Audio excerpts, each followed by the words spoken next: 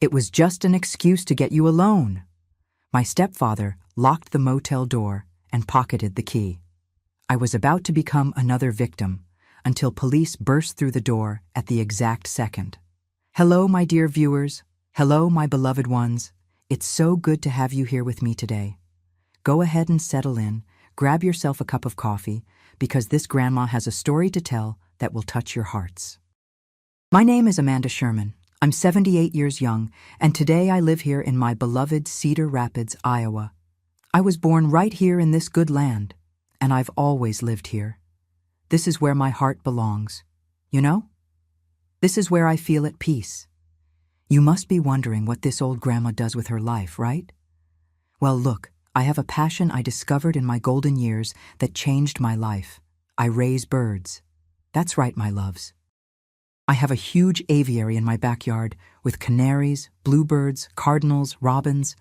Oh, their singing early in the morning is the most beautiful thing in this world. It feels like all of nature wakes up singing with me. I discovered this love for birds in a funny way, see? About 15 years ago, an escaped canary flew through my kitchen window. The little thing was weak, all scared. I took care of it, gave it birdseed, fresh water, and when I saw it had recovered, I went to release it. But you know what happened? It didn't want to leave. It stayed there in the yard, singing every day at my window. So I thought, well, if it wants to stay, I'll make a nice place for it. I bought a big cage, then another, then built the aviary. And today, I have more than 20 little birds, each one with their name, their personality. Charlie, a yellow canary, is the most talkative. Lola, a female cardinal, is all sassy, only sings when she wants to. I wake up every day at 5:30 in the morning to take care of them, change their water, give them fresh food, clean the cages. It's my therapy, my joy. Oh, and before I continue my story, I need to make a special request to those of you watching.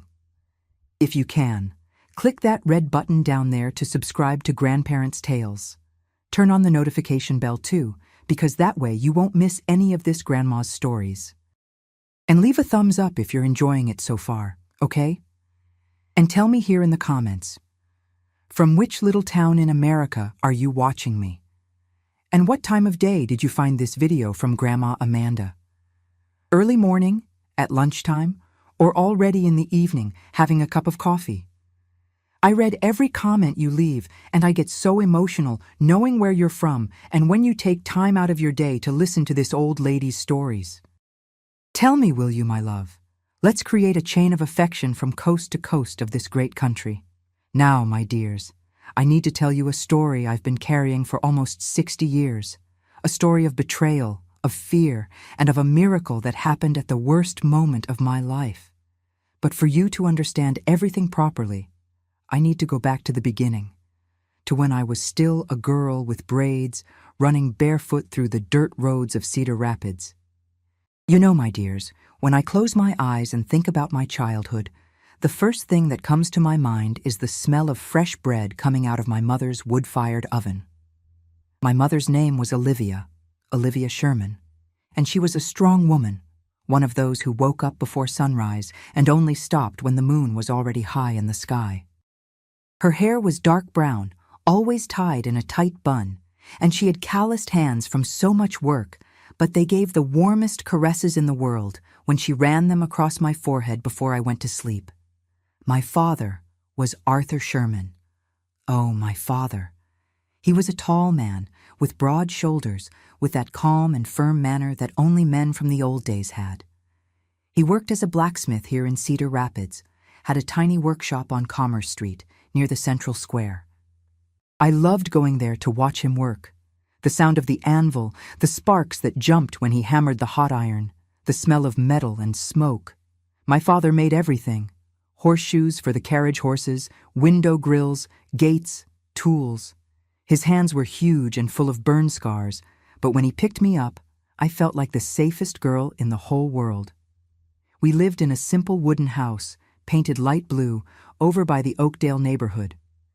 The house had 3 little rooms: my parents' bedroom, the little room I shared with my 2 younger sisters, Helen and Susan, and the living room that was also the kitchen and everything else. The floor was wide planks that creaked when you stepped on them, and it had those cracks that let the cold north wind in during winter. But my mother kept everything clean, smelling of lye soap and lavender. In the backyard, which was quite large, there was the chicken coop, the vegetable garden, 3 apple trees, and a plum tree. The outhouse was way in the back, far from the house, that little wooden shack with a crescent moon on the door. At night, when I needed to go there, I was scared to death and called my sister Helen to go with me. Our routine was like this. I'd wake up early before 6. My mother was already up making coffee on the wood stove. It was coffee with milk and homemade bread, sometimes with butter and sugar on top. Then I'd go to school, which was about 8 blocks from home, Cedar Rapids Elementary. I loved studying. I was a good student, got good grades in English and math. The teacher, Mrs. Evelyn, always said I had a good head for studying. I'd come home at lunchtime. My mother made simple but delicious food: rice, black beans, boiled potatoes, sometimes a piece of pot roast or homemade sausage. On Fridays, it was chicken stew with mashed potatoes. My sisters and I would fight over who got to eat the drumstick. In the afternoon, after school, I had to help with housework. I'd fetch water from the well. We didn't have running water. It was 4 full buckets I carried, 2 at a time, with a broomstick on my shoulders. It hurt, but I was strong. I also helped Mother hang clothes on the line, feed the chickens, weed the garden. But when there was time left over, then yes, I was a real child. My favorite games were in the street with the neighborhood kids. We played softball, jumped rope, played hide-and-seek between the houses. There was a girl, Yvonne, who was my best friend. We made up such stories. We'd make a little house under the mulberry tree with pebbles pretending they were little foods. Leaves were the plates. I played with dolls. My doll was made of cloth, made by my mother, with button eyes and black yarn hair. I called her Lily. In the summer, when it was very hot, we'd go swimming in the creek that ran near the neighborhood, Oak Creek. The water was clear and cold, and we'd spend hours there, jumping, swimming, catching tadpoles. Money was always tight at home. My father earned little from the workshop, and my mother did some sewing on the side, mending neighbors' clothes, making little dresses for children. But we never went hungry. There was always food on the table, clean clothes on our bodies, shoes on our feet, even if they were patched. My father was honest, hard-working. He didn't drink, didn't gamble, didn't hang out with bad company. Every penny he earned came straight home. And you know what I remember most fondly? Even with everything so tight, my father always found a way to give me a coin on Sunday, to buy a popsicle or some candy at Mr. Theodore's corner store. Cedar Rapids back then, the 1950s, was very different from today. The downtown streets were cobblestone, but where we lived it was still all dirt roads. There were more horses and wagons than cars. Commerce was small, everyone knew everyone. We lived a lot from agriculture, mainly corn, soybeans, wheat. Many families were descendants of Germans, like mine, and Italians too. There were lots of church festivals, processions, fairs. I remember the 4th of July celebrations with fireworks, barbecue, corn on the cob, square dancing. My father played the harmonica and sometimes played at these parties. I was so proud. But you know, my dears, even with all that happy childhood, I already felt some strange things.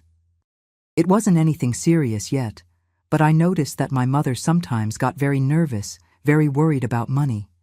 She'd argue with my father, saying he needed to charge more for his work, that we couldn't be poor our whole lives.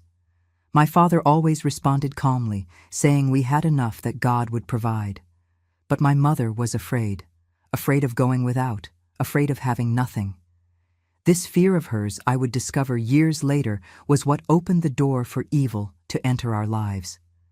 When I turned 12, I got my first party dress. It was light blue, with little white flowers embroidered on the hem. My mother made it with scraps she'd collected for months. I felt like the most beautiful girl in the world that day.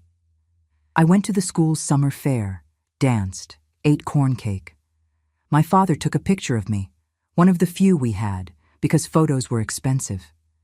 In that photo, I'm smiling, with long braids, barefoot, holding a paper balloon. I still have that photo saved to this day. It's the last photo of my happy childhood. Because soon after, things started to change in a way I could never have imagined. My dears, what I'm going to tell you now still hurts my heart, even after so many years. It was on March 14th, 1966. I had just turned 19. It was an ordinary Monday, one of those when you wake up without imagining that your entire life will change before the sun sets. My father had left early for the workshop, as always. I remember he kissed my forehead before leaving and said, "My daughter, tonight we'll talk about that young man who's been coming around. Walter, right? I want to know his intentions."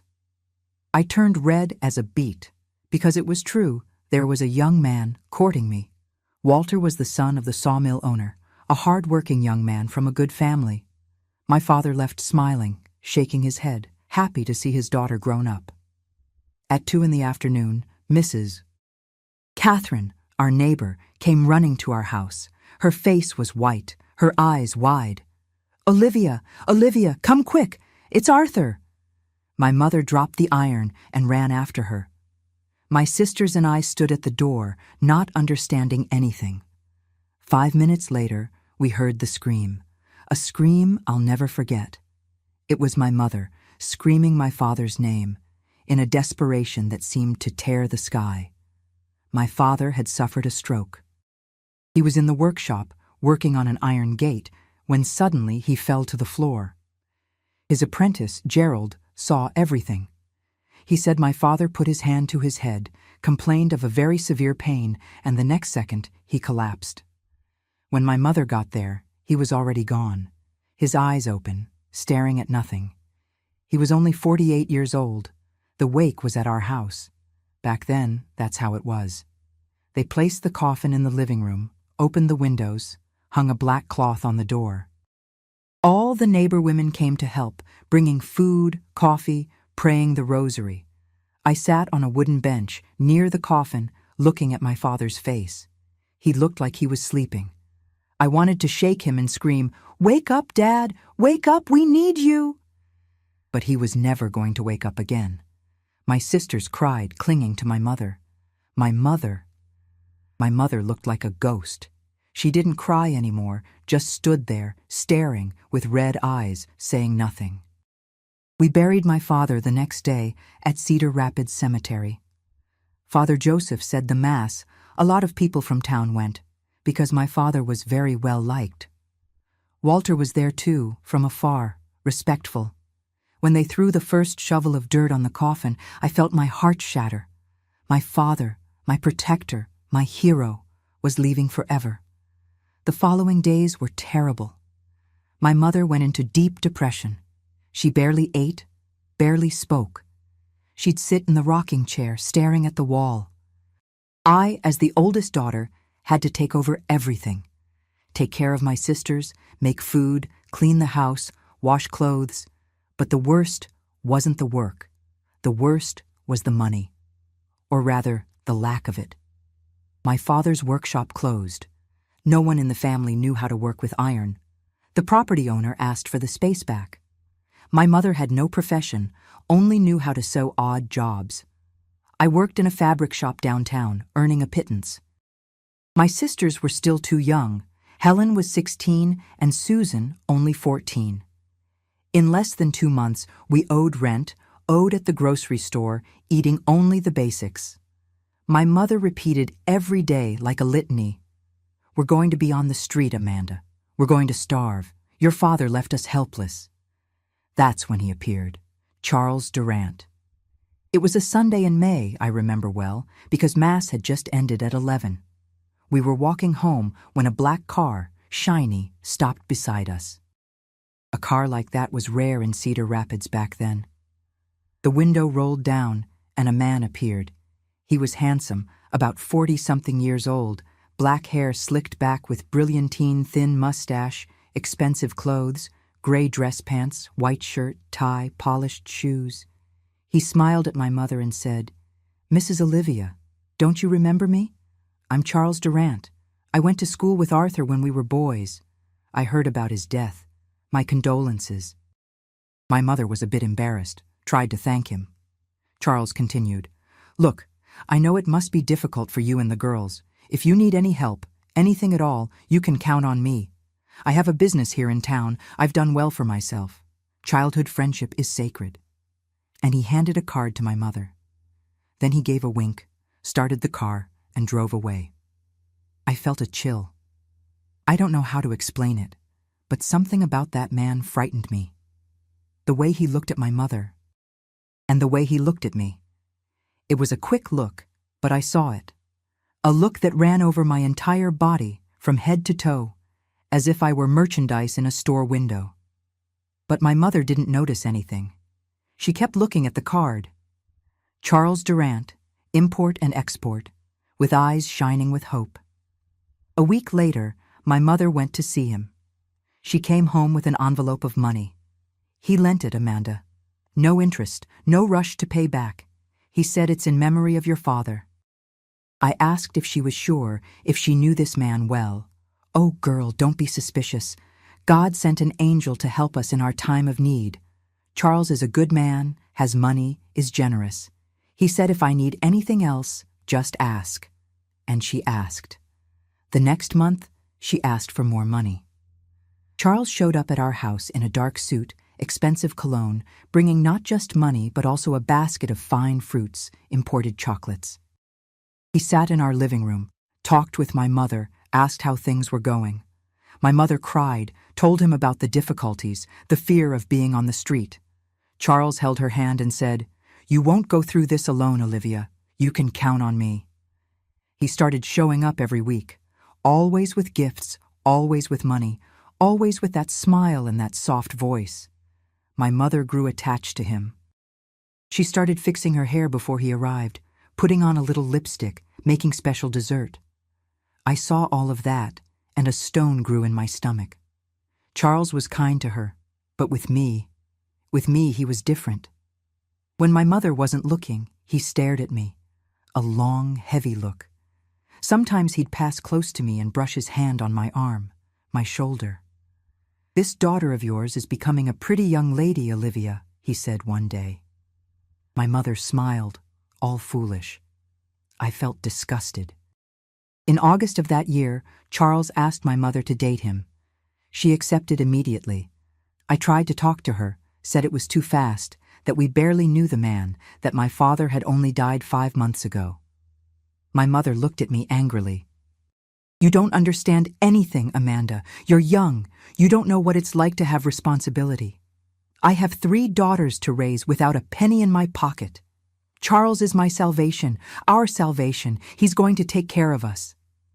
I couldn't explain to her what I felt. I had no proof, nothing concrete.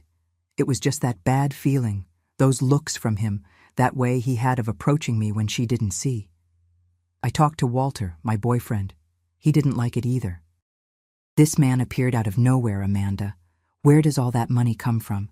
Nobody really knows him. Your father went to school with him? Maybe, but how many years ago? 30? And he never showed up before?" But my mother wouldn't listen. In November they got married. A simple wedding at City Hall, no party. Charles rented a bigger house for us, on a better street. A brick house with 3 bedrooms, bathroom inside the house, running water. It seemed like a palace compared to our old little house. My mother was over the moon. My sisters were also happy, impressed with their rich stepfather. I pretended I was happy, but inside, I was terrified. Charles took command of the house. He paid for everything: rent, food, electricity, water. He gave my mother money to buy new clothes, furniture, bought a refrigerator, a brand new stove, put my sisters in a private school. My mother kept saying, "You see, I was right. Charles is a wonderful man. Look how he takes care of us." But I saw something else. I saw how he looked at me, how he made excuses to be alone with me, how he started giving me gifts, a lipstick, perfume, a silk scarf. "It's our secret," he'd say, winking. No need to tell your mother. She might get jealous that you're getting presents and your sisters aren't. I started leaving the house more. I stayed longer at the shop where I worked. I spent afternoons at Yvonne's house, my childhood friend. I stayed with Walter until later. Anything to not be near Charles. But the more I pulled away, the more my mother fought with me. You're being rude to Charles, Amanda. He does everything for us, and you don't even thank him. You're ungrateful. She didn't understand. She didn't want to understand, because accepting the truth would mean accepting that she had brought a wolf into the house. And that wolf was just waiting for the right time to attack. The following months were the hardest of my life, my dears. Living in the same house as Charles was like living in a cage with an angry cat, waiting for the moment he'd pounce. I slept in the room with my sisters, but even so I didn't feel safe. At night, I'd hear his footsteps in the hallway. Sometimes he'd stop in front of our door. He'd stand there, still, for minutes that seemed like hours. I'd hold my breath, pull the sheet up to my chin, pray quietly for him to leave. And he would. But I knew it was only a matter of time. During the day, the situation was even worse. Charles worked from home, had an office in one of the rooms. He'd stay there making calls, receiving strange men who came and went without saying much. My mother couldn't enter his office. "It's man's business, Olivia. You don't understand these things," he'd say, and my mother accepted, all submissive. But me? I was called in there. "Amanda, come here for a minute. I need you to organize some papers for me." When I entered, he'd close the door. My heart would race. He'd sit in the leather chair, looking me up and down, with that smile that didn't reach his eyes. "You're getting more beautiful every day, you know." He'd stand up, come close to me. I'd shrink back. "Why are you like this, so tense? I'm not going to bite you." And he'd laugh, a low laugh that gave me chills. He'd come too close. He'd brush his hand on my arm, my shoulder, my hair. "You smell nice. Is that the perfume I gave you?" I'd shake my head, try to leave. "Calm down, miss. I'm not done talking to you yet." He started giving me money. $100 bills hidden in the palm of his hand. "Buy yourself something nice, a new outfit, but don't tell your mother, okay? It's a special gift." I didn't want to take it, but he insisted. Take it, don't be silly. You deserve it." And he'd stuff the money in my apron pocket, taking the opportunity to run his hand on my waist. I'd run out of that office, disgusted, scared, angry. I tried to tell my mother. I gathered courage one night when we were alone in the kitchen. "Mom, Charles, he keeps calling me to the office. He gets very close to me. Gives me money secretly. I don't like it, Mom. It scares me." Her reaction was worse than I imagined. She stopped washing dishes, looked at me with that face of contempt. "You're making things up, Amanda. Charles is a good man. He calls you to the office because you're the oldest, the most responsible. And if he gives you money, it's because he's generous. You should be thankful instead of talking bad about him." She threw the dish towel in the sink. "I know what you're doing, young lady. You're jealous. Jealous because I found a good man, because we're living well now. You wanted us to stay poor, suffering, going without." I was floored. I started crying. "That's not it, Mom. I'm just worried. He's not what you think." But she wouldn't listen. "Enough. I don't want to hear these slanders against Charles anymore. He saved us from poverty. You're acting like an ungrateful girl. And if you continue with this nonsense, I'm going to have to take measures."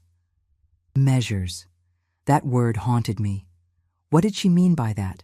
That she was going to kick me out of the house? I had nowhere to go. I earned little at the shop, couldn't support myself alone. And that's when I had an idea, a desperate idea, but one that seemed like the only way out. Marry Walter. Walter and I had been dating seriously for over a year. He was a good young man, hard-working, respectful. He had talked a few times about marriage, but in a vague way, for the future. I arranged to meet him on a Sunday afternoon, on the park bench. I told him everything Charles did, everything I felt, the fear I had.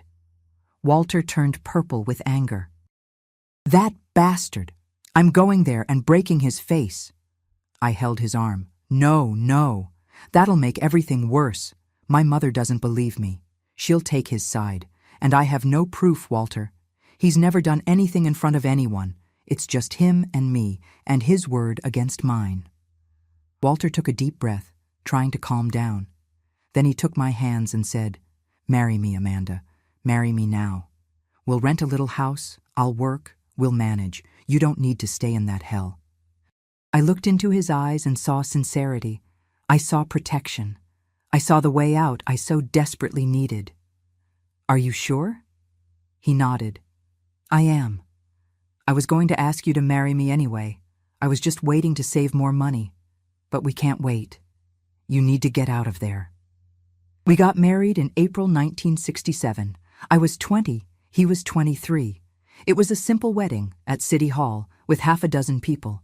My mother went, but she had a sour face. Charles went too, in a suit, all smiling, congratulating me. When he hugged me to congratulate me, he whispered in my ear, quietly, so no one else could hear. "You can marry whoever you want, Amanda, but you'll still be mine." I felt a chill run down my entire spine. Walter rented a small house, 2 rooms, on the other side of town, far from my mother and Charles. I was happy, free, breathing fresh air for the first time in months. I'd wake up in the morning and wasn't afraid of finding Charles in the hallway, wasn't afraid of being called to the office. Walter was affectionate, worked hard at the sawmill, came home tired but always with a smile for me. We were poor, lived tight, but we were happy. But Charles hadn't forgotten me. He'd show up at my house, without warning, always with an excuse. "Came to bring some fruit for Amanda, Walter. Your mother-in-law sent it." Walter didn't like it, was suspicious, but was polite, thanked him and closed the door in his face. I'd see Charles's black car pass slowly on our street several times. He was watching me, following me. Once I was coming back from the farmer's market, and he stopped the car beside me. "Get in here, Amanda. I'll give you a ride." I said no, that I was close to home. He insisted. I ran away. I talked to Walter about moving to another city, going far away, starting over. He thought seriously about it, but his whole family was in Cedar Rapids. His job was here. "That man can't control our lives, Amanda. We're not going to run from him forever. He'll get tired. He'll give up. Just don't stay alone on the street, okay? And if he approaches you, you scream, make a scene."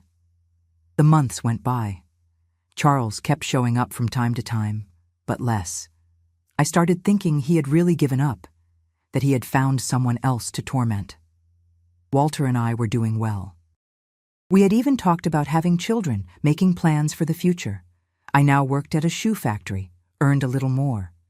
We were saving money to buy a little piece of land. But then, on a Tuesday afternoon in October 1967, I'll never forget that date, the phone rang. We had just gotten a phone in the house, those party lines they had back then. It was Charles. His voice was different, urgent, worried. "Amanda, it's Charles. Look, I didn't want to call you, but it's serious. It's about Walter." My heart froze. What about Walter? I was passing by the highway just now and saw his car pulling into the Starlight Motel. "Amanda, I didn't want to be the one to tell you this, but..." He wasn't alone. The world spun. Walter cheating on me? No, it couldn't be. But Charles was so convincing. "I'm here in front of the motel now. If you want to come see with your own eyes before he leaves, but you have to come quick. I don't know how long he'll be in there." I was blind with jealousy, pain, anger. I didn't think straight. I just thought, I need to see. I need to know if it's true. "I'm coming now," I said. "But how will I get in there?" Charles answered right away, "Leave it to me. I know the owner. I'll get the key. We'll go in and catch him red-handed." I hung up the phone, grabbed my purse, and ran out. I took the bus that went to the highway, got off in front of the Starlight Motel. It was a somewhat hidden place with separate cabins surrounded by trees. Charles's car was parked at the entrance. He was leaning on the hood, smoking a cigarette. When he saw me, he threw the cigarette on the ground and smiled. That smile I knew so well. "Come on," he said. "It's cabin number 7. I got the key from the maid, paid her good money. Let's catch him in the act." I was shaking, but I followed him. We walked to cabin 7. Charles put the key in the lock, opened the door slowly. I went in first. The room was empty. The bed was made, impeccable. There was no one there. No sign that anyone had used that room. I turned to Charles, confused. "There's no one here. You made a mistake. It must have been another similar car." But Charles no longer had that worried face. He was smiling, a cold, dangerous smile.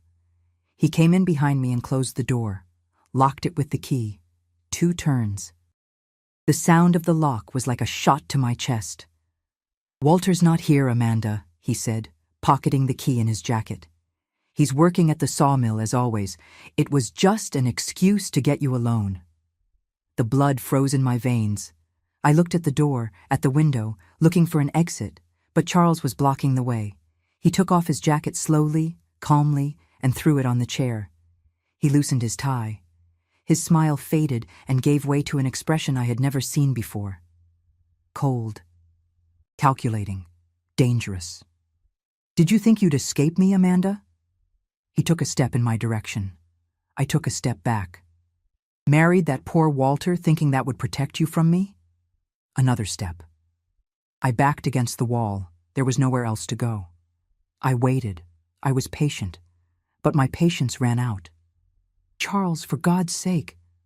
My voice came out trembling, almost a whisper. "Don't do this. My mother is waiting for you at home. And Walter will notice I left. He'll come looking for me." It was a lie. Walter was working, wasn't going home before 6, and he had no idea where I was. Charles laughed, a dry laugh, without humor. "Your mother? Oh, Amanda, your mother doesn't care about you.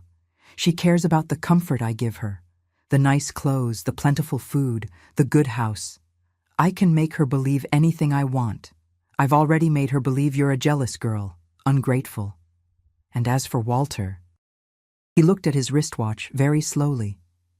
"He won't leave the sawmill for another 3 hours, and even if he comes looking for you, how's he going to know you're here?" Tears started rolling down my face. "Why are you doing this? What did I do to you?" My voice was getting thinner and thinner, more desperate. I felt my legs shaking so much I could barely stand.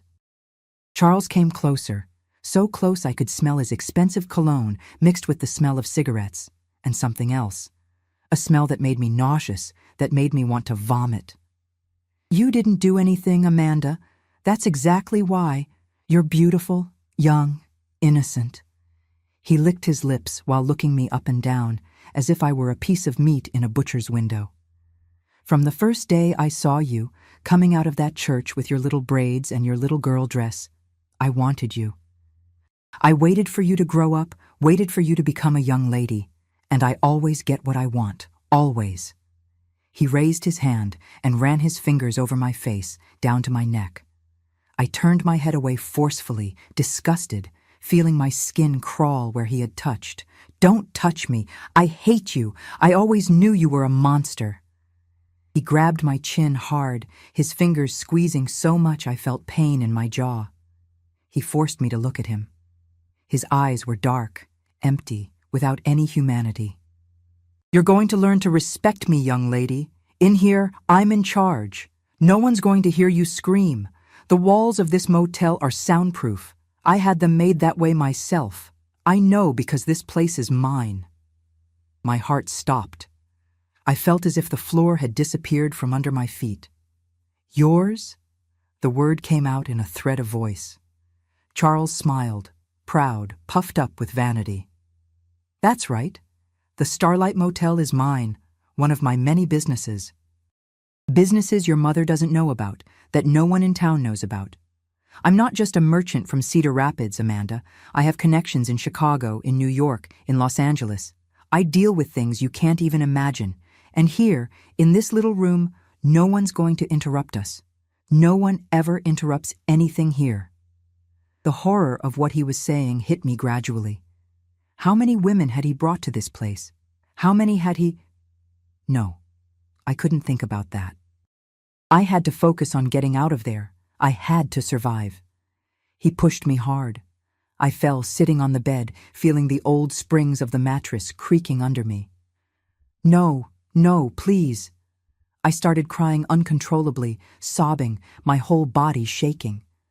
I beg you, Charles. I'm married. I love my husband. Please don't do this. I'll do anything but not this. I can give you money. I can... But I had nothing. I had no money. I had nothing of value. I only had my body, and that was exactly what he wanted.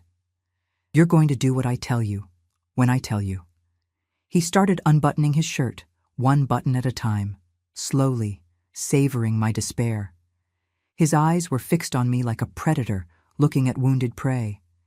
And you're going to learn to like it. They all learn. Something inside me broke. It wasn't just fear. It was rage, a rage I had never felt before. I jumped up and ran to the door. I grabbed the doorknob with both hands and shook it with all the strength I had. Help! Someone help me! Is anyone out there? For God's sake, get me out of here! I screamed with all the strength of my lungs, pounding the door with my fists, kicking, making as much noise as I could. Help! Help! Charles came from behind, quick as a snake, and pulled me by my hair so hard I felt some strands being ripped out. I already told you no one's going to hear you, you stubborn bitch! He dragged me back, and I scratched the floor with my nails, trying to hold on to something. I managed to grab the chair leg, but he kicked my hand, and I let go, screaming in pain. Never! Never! I turned and faced him, even knowing I was weaker.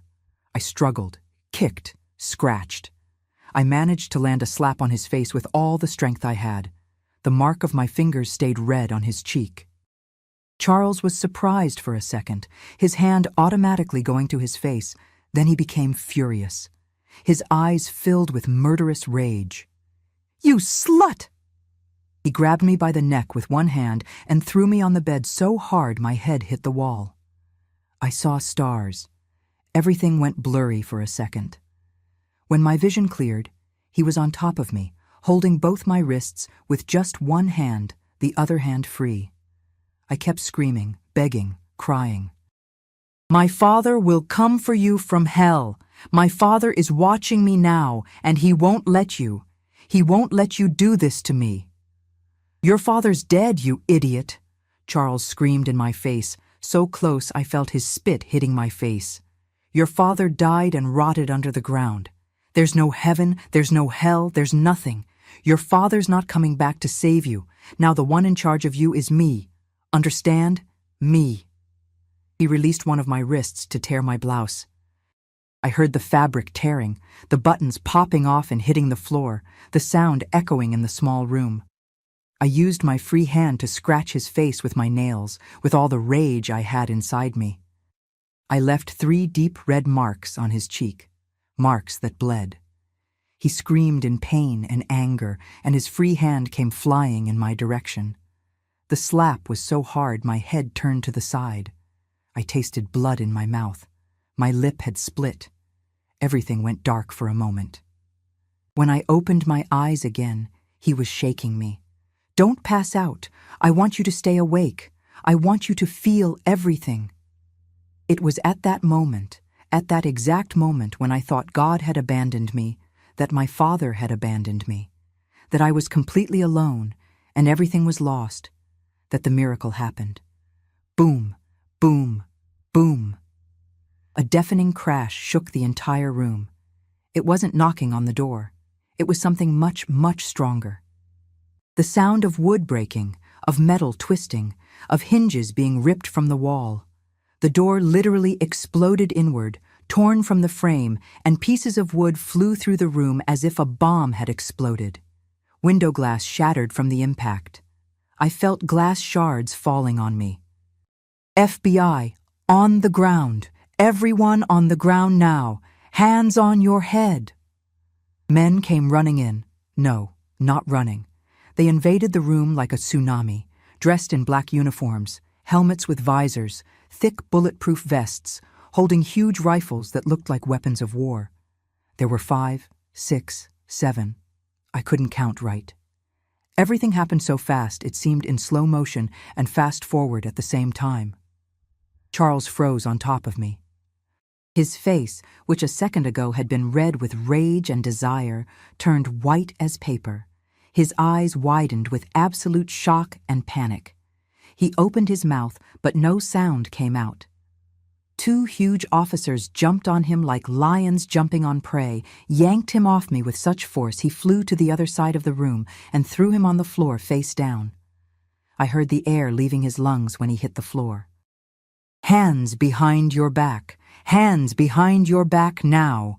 Don't move or we shoot. One of the officers put his knee on Charles's back, the other twisted his arms behind him. I heard Charles groaning in pain. The sound of the handcuffs clicking was the most beautiful sound I'd ever heard in my life.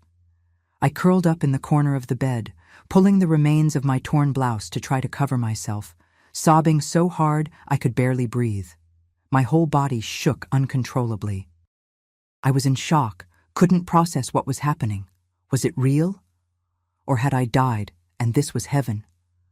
A female officer came running into the room, looked at the scene, Charles handcuffed on the floor, me in the corner of the bed with torn clothes and a bruised face, and understood everything. She took off her vest immediately and came running to me. "Calm down, miss. Calm down. Everything's okay now. You're safe. No one's going to hurt you anymore. I promise." She put the vest around me and hugged me. I collapsed on her shoulder, crying in a way I had never cried in my life. Crying with relief, with terror, with gratitude, everything mixed together. Outside the room, I heard chaos. The sound of more doors being broken down, one after another. Screams, squad car sirens, orders being shouted, men being arrested. It was a huge operation. "You're crazy! This is absurd! I didn't do anything! I'm going to sue all of you! You're going to lose your jobs! I know the governor! I know important people!" Charles was trying to talk, his voice coming out muffled because his face was crushed on the floor. One of the officers stepped on his back hard. "Shut up, Charles Durant. You're under arrest, and you're going to stay locked up for the rest of your miserable life." An older man entered the room without a vest, dressed in dress pants, white shirt and a loose blue tie around his neck. He had a badge hanging on a little chain. His eyes were tired but alert, his face marked by years of hard work. "Agent Morrison, FBI." He introduced himself to the officer who was consoling me. He looked at me, saw my torn clothes, my bleeding lip, my purple wrists where Charles had held me. Then he looked at Charles handcuffed on the floor and understood everything immediately. He crouched near Charles, grabbed him by the collar and lifted his head off the floor. "You were going to add rape to your criminal record, you bastard?" Agent Morrison had eyes full of disgust, repulsion. "You're already screwed up to your neck with trafficking stolen goods, money laundering, receiving stolen property, criminal association, corruption. And you thought you'd get away with this too? Thought you'd destroy another girl's life?" He released Charles, who fell face first on the floor again.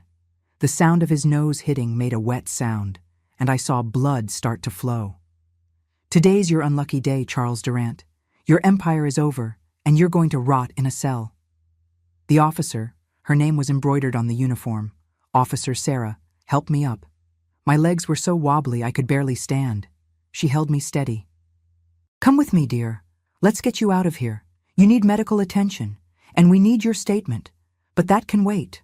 First, we'll take care of you." Her voice was firm but gentle. It was the voice of a woman who had seen these things before, who understood.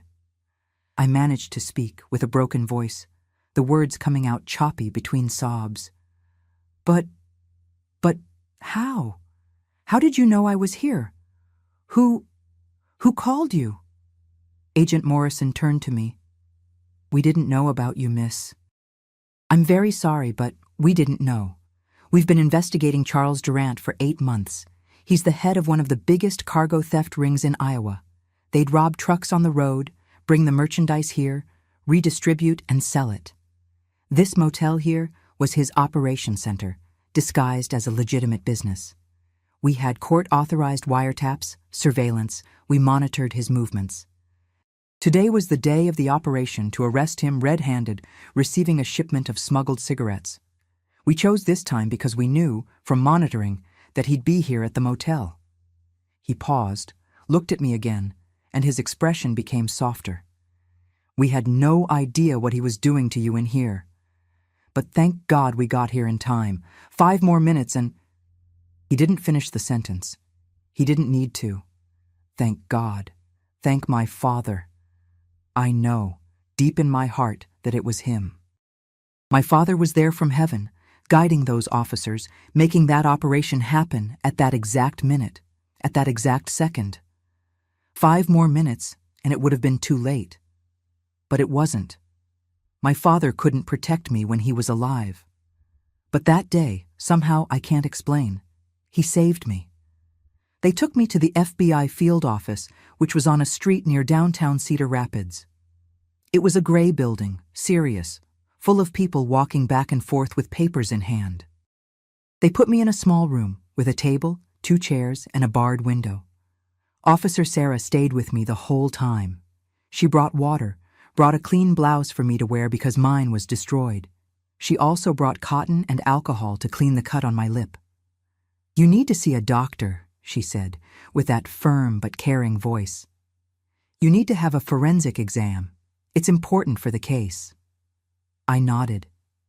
I was still in shock, but gradually understanding that I had been saved, that I was alive, that Charles hadn't managed to do the worst. A medical examiner came to examine me. It was embarrassing, but she was very respectful.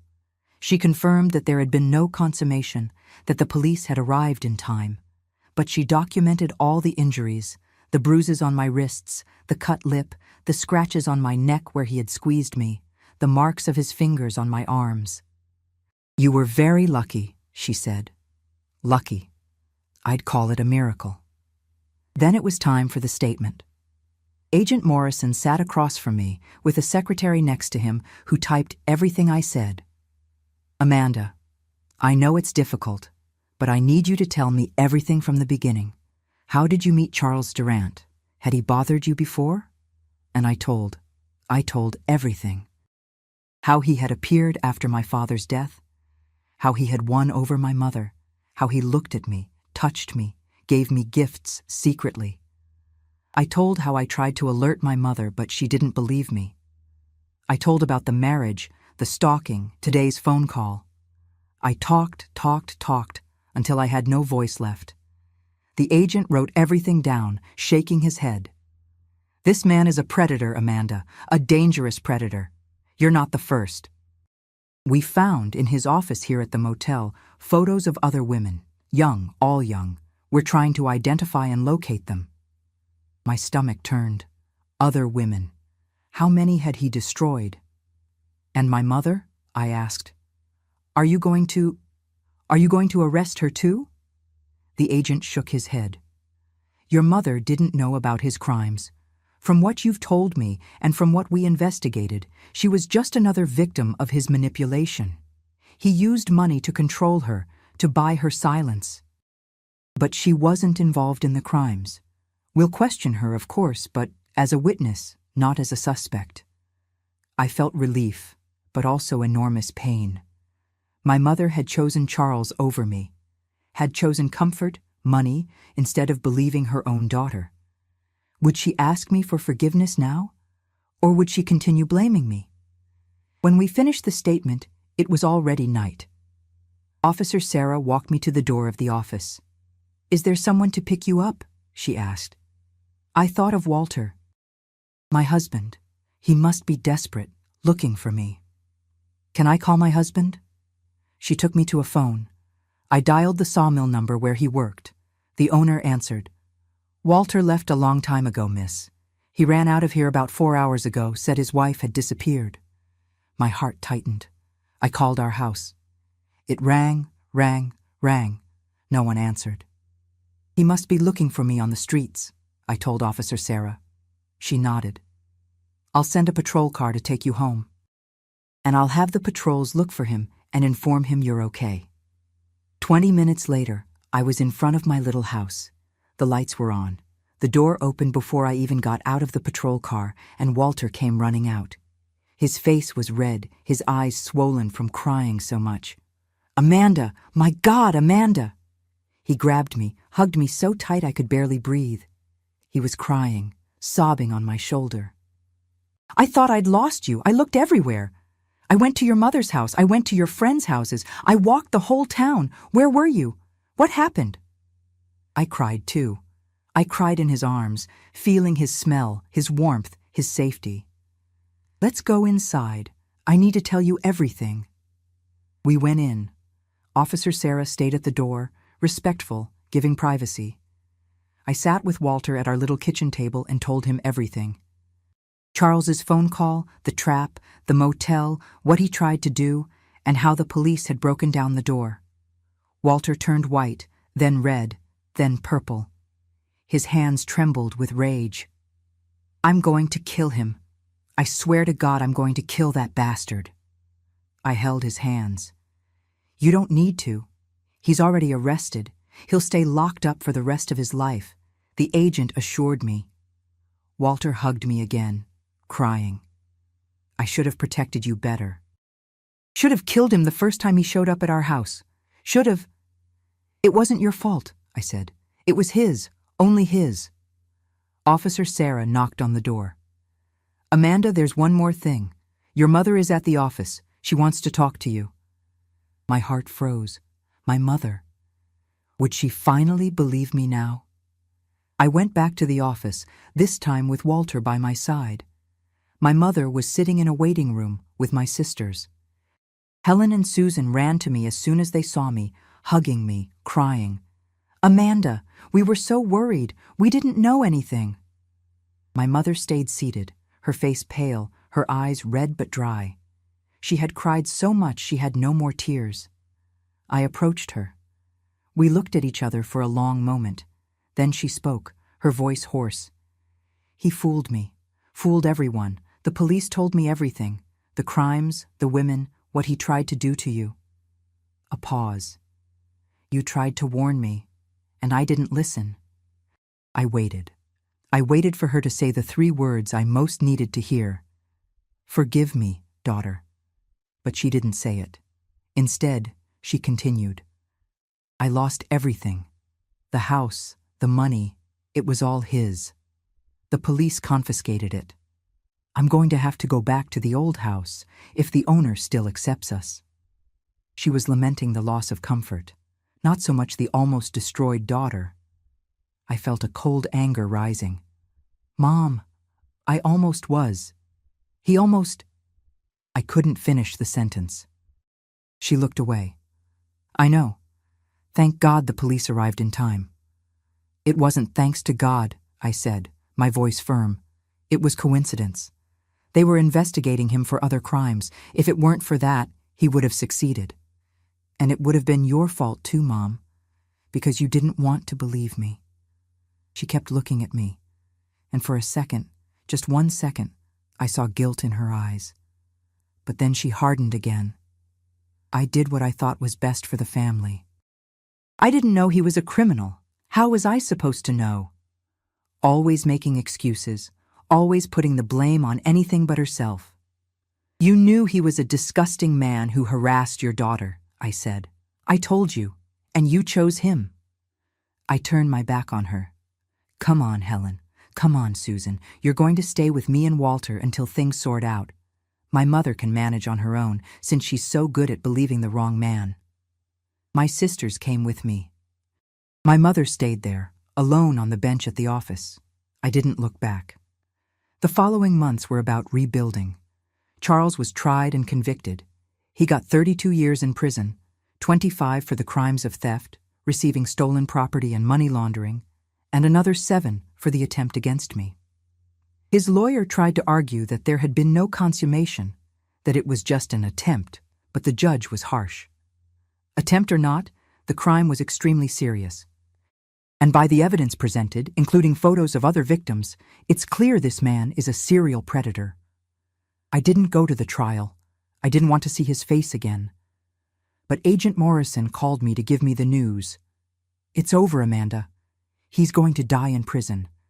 You can live your life in peace now. Peace. Would it be possible to have peace after all that? With time, yes. Slowly, very slowly, I healed. Walter was patient, affectionate. My sisters stayed living with us for 6 months until my mother managed to rent another small house. The relationship with my mother was never the same. We'd see each other sometimes at end-of-year parties, at birthdays, but always with that distance, that hurt that never quite healed. But I survived. I won. And when I look back, I know my father was with me that day. He didn't let evil win. He saved me, even from heaven. My dears, after everything I went through, you must be wondering. And did life go on, Grandma Amanda? Were you able to be happy? And I answer, yes, my loves. Yes, I was. Today, at 78 years old, I live here in my beloved Cedar Rapids, in the same city where I was born, where I suffered, but also where I was reborn. I live in a simple but comfortable little house in the Oak Ridge neighborhood with my husband Walter, who's 81 years old and continues to be the most patient and affectionate man I could have asked God for. We didn't get rich, no. Walter worked at the sawmill his whole life until he retired at 65. I worked at the shoe factory for another 20 years until 1987, when I finally stopped. We had 3 children, you know? 3 blessings God gave me. Arthur, I gave my father's name to him, was born in 1969, 2 years after that terrible day. When I held him in my arms for the first time, I cried with joy. It was a new life, a new beginning. Then came Claire, in 1972, and finally Andrew in 1975. I raised all 3 with so much love, so much dedication. I never told them what happened to me, not when they were children, only when they became adults. When Arthur was already in his 20s, I sat down with them and told them. They needed to know where their mother came from, what she survived. They cried with me, they hugged me, and they understood why sometimes I was afraid to let them go out alone, why I was so protective. Today, I have 7 grandchildren. Arthur gave me 3, Lucas, Mariana, and Peter. Claire gave me 2 beautiful girls, Julia and Isabella, and Andrew, my youngest, gave me 2 wild little boys, Gabriel and Michael. They are my joy, my reason to wake up every day with a smile on my face. Every Sunday they come for lunch at my house. I make roast chicken with mashed potatoes, which has always been the family's favorite food. The house becomes a nice mess, full of children running, laughing, fighting over the last piece of cake. It's noise, it's chaos, but it's the noise I love most in this life. My Walter, poor thing, has problems with his knee, doesn't walk so well anymore. But every morning he goes out with me to the backyard to help take care of the birds. He sits on the little stool, passing me the little pots of birdseed fresh water, talking to the little birds. "Good morning, Charlie. Good morning, Lola," he says, and I laugh. Then we drink coffee together, sitting on the porch, watching the sun rise. It's these simple moments that are worth more than all the gold in the world. My sisters, Helen and Susan, live here in Cedar Rapids, too. Helen married a mechanic and has a shop in downtown. Susan became a teacher, taught her whole life. Now she's retired. We see each other every week, have coffee together, reminisce about childhood times. We never talk about Charles anymore. That name was erased from our lives. My mother, Olivia, passed away in 1995 at 73 years old. It was lung cancer, fast, aggressive. In her last days, when she was in the hospital, I went to visit. She was very thin, her hair all white, her eyes sunken. She took my hand and said, for the first time in almost 30 years, "Forgive me, Amanda. I was wrong. I was very wrong." I squeezed her hand and said, "I forgive you, Mom." And I really forgave, because holding on to resentment only hurts us. She died in peace, and I was at peace too. As for Charles, he died in prison in 2001. I found out because Agent Morrison, who retired from the FBI but remained a friend of our family, called me to let me know. It's over for good, Amanda. He had a heart attack and died. He won't torment anyone anymore. I didn't feel joy, nor sadness, just relief and gratitude for having survived him. Today my routine is simple and nice. I wake up at 5:30, take care of my little birds, make coffee for Walter. In the morning, I like to watch my shows on TV, especially those about recipes and crafts. In the afternoon, when the sun is less hot, I go to one of my friends' houses for coffee, or they come here. On Wednesdays, I go to church, to 3 o'clock Mass. On Saturdays, it's farmers' market day to buy fresh vegetables, and Sunday, as I already said, is the day for the whole family to get together. I look back at my 78 years of life, and I see so much. I saw pain. I saw fear. I saw despair. But I also saw love. I saw miracles. I saw new beginnings. I survived the worst moment a woman can go through and still managed to build a beautiful life. I had a marriage of almost 60 years with a good man. I raised 3 wonderful children. I have 7 grandchildren who are my joy. I have health, as much as possible for my age, right? I have my husband by my side. I have my sisters, my friends, and I have peace. Peace that I didn't think would be possible after everything. But God is good, my dears. God and my Father, who from heaven never stopped taking care of me. That door that exploded at the exact second was His work. I know it was, and I give thanks every day. Here on my porch with my birds singing, with the smell of coffee that Walter is making inside, with the photo of my grandchildren on the side table, I can say, it was worth fighting. It was worth surviving. Because life, my loves, life is much stronger than evil. My dears, my loves, if there's someone out there watching me who's going through a situation similar to mine, if there's someone who's not being believed by their own family, if there's someone being harassed, stalked, manipulated by a man who uses money and power to control everyone around, I want to look you in the eyes now and say, you're not crazy, you're not making it up, and you're not alone.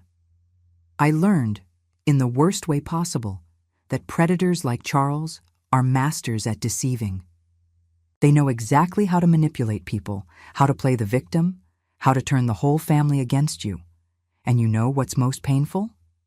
It's when your own mother, the person who should protect you above all else, chooses to believe him instead of believing you.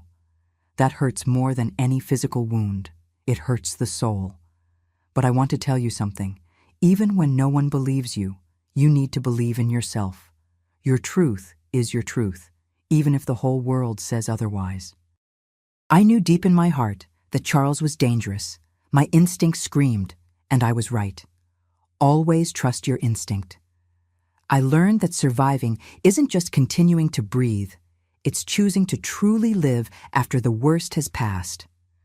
When that door exploded and the police came in, I didn't know if I'd be able to be happy again.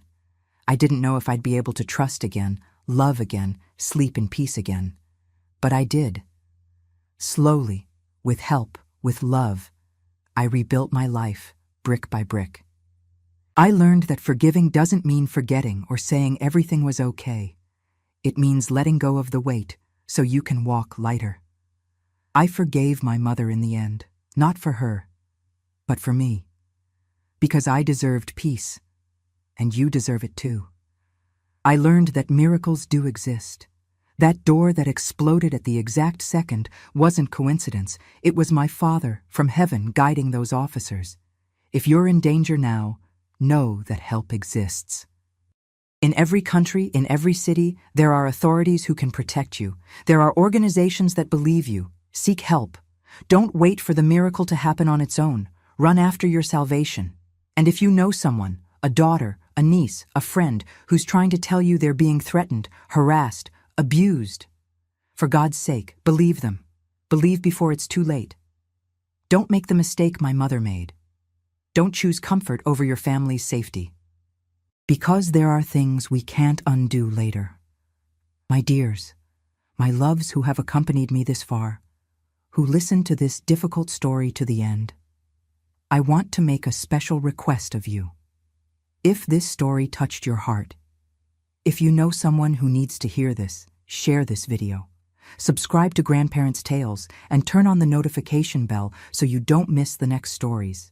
Because every story I tell can save a life, can make someone realize they're not alone, can make a mother believe her daughter before it's too late, and leave me a comment with the word believe, just that word. So I know you believe the victims, that you'll be alert, that you won't ignore calls for help. Do it now. Don't wait another minute. This chain of support can save lives. Thank you for listening to me. May God bless each one of you. And remember, evil can be strong, but love always wins in the end. With love, Grandma Amanda.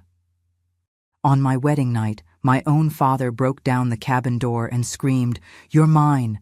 No one touches what's mine." He grabbed me by the hair to drag me away.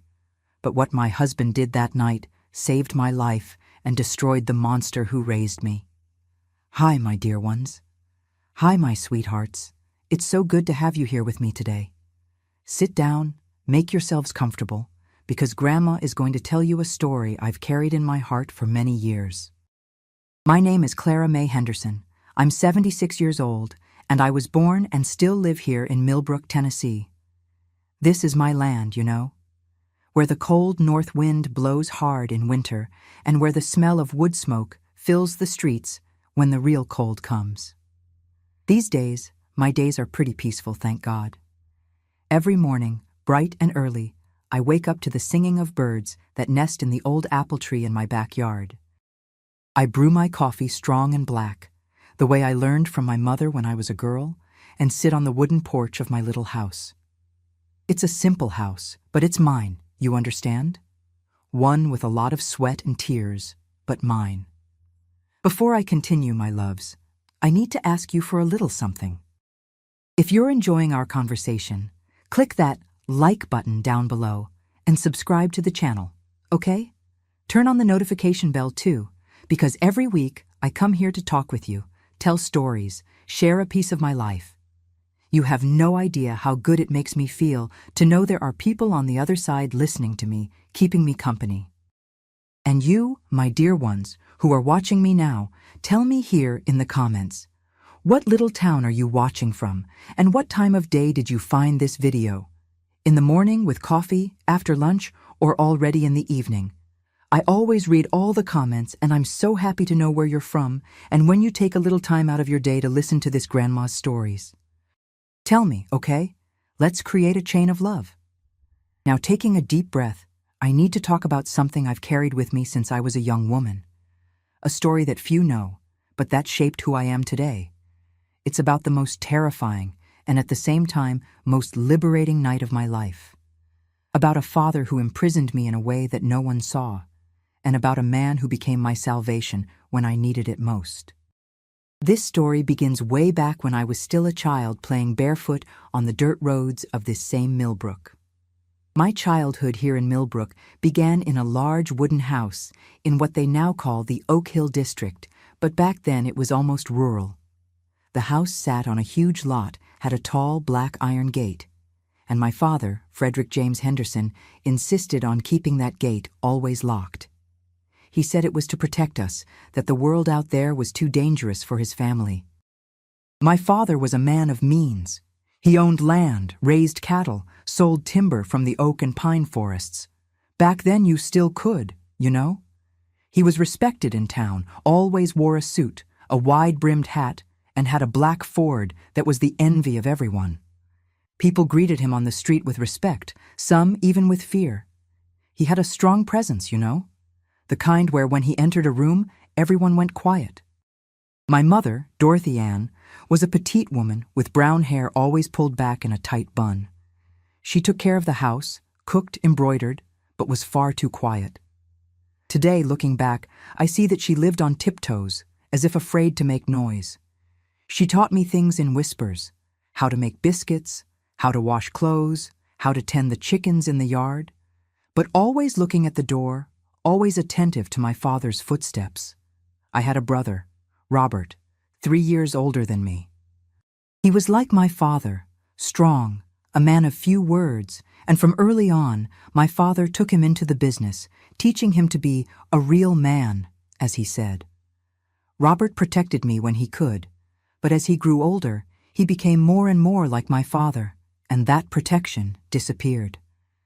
Our routine was very set. I woke up with the rooster's crow, helped my mother make breakfast, homemade biscuits, butter, fig preserves, fresh cheese. My father sat at the head of the table, and we ate in silence, only speaking if he asked something. After breakfast, I had to study. My father hired a private teacher, Miss Hilda, because he didn't want me going to school with just anyone, as he put it. I liked Miss Hilda. She was sweet, patient, taught me to read, write, do arithmetic. But the lessons were right there in the house, in the little room my father called the library. I'd look through the windows at other children passing by on the street, laughing, playing, and I'd want to be out there with them. When I finished my lessons, I could play in the yard, but only in the yard, never on the street. My father said that a family girl didn't hang around on the street like riffraff.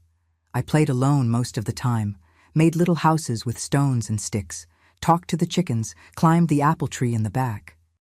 Sometimes Teresa, daughter of our housekeeper, Mrs. Ella, would play with me.